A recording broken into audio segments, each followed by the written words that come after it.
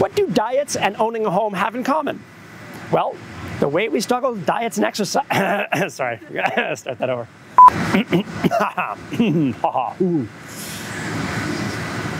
Me, my mo. What do diets and owning a home have in common?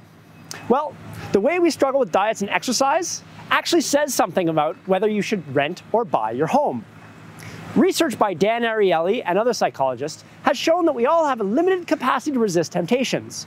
The best example of this is when we try to diet. Each of us have a certain limit of willpower that we can use up during the day, like a willpower battery. The more we use up our battery, the less willpower we have. Since most diets require us to use up large reserves of our willpower, we have a harder time sticking to them at the end of the day. So saying no to pizza at lunch makes it harder to say no to the chocolate cake for dessert at dinner. To make matters worse, the excessive use of our willpower by a constraining diet also depletes our willpower to resist other vices, like straying from our exercise plan or spending too much money. So how do our willpower batteries affect our buy versus rent decision? It comes down to our ability to control our spending. As one of the more popular and debated financial topics out there, to make a well-informed decision requires you to take a look at a few fundamentals about the math. My colleague Ben Felix has done an amazing job of laying out these assumptions in his video about the topic. I'll link to that video if you haven't already seen it.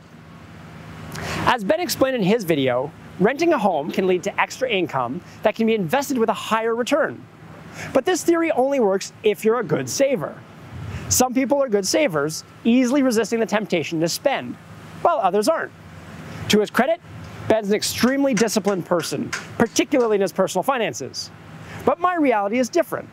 I only have a limited ability to resist temptation. I think it's really important to know yourself when making big financial decisions. A good friend, who's a great saver, offered this. If you're a good saver, buy a small house. If you're a bad saver, buy the biggest house you can afford. The forced savings of a mortgage disciplines us in a way that most aren't able to be, and less contractually required. I hadn't heard this expression before, and it's stuck with me ever since. Following on Ben's videos, I changed the saying to, if you're a good saver, rent. This is true because when we rent, there's extra cash flow that isn't going into the principal payment of a mortgage. As long as we put this aside and invest it, the return is likely to be higher than the return on real estate. But what of the rest of us who are not good savers? Many of us will skip a monthly contribution or two to our retirement plans when a deal on a vacation is too good to refuse.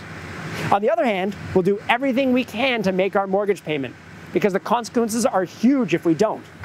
The mortgage will impose a discipline that you and I wouldn't otherwise have, which will make us better off in the long run despite the lower return on real estate. Whether you're more like Ben or more like me, it comes down to this. If you're a good saver, rent. If not, buy.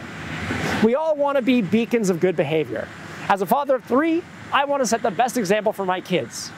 To do that, I think acknowledging our strengths and weaknesses and taking deliberate steps to manage them is the best path to financial success. Are you a forever renter or a hardline homeowner? Tell me about it in the comments below.